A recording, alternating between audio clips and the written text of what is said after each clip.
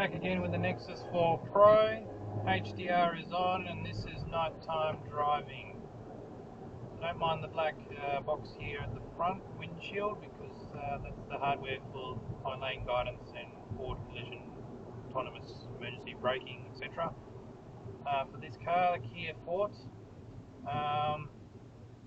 And do note that the rear windshield as well is tinted with 3M film and only lets in about 20% light, so we'll see how the Sony Starburst sensor performs in the rear camera on this, the Vantrue Nexus 4 Pro.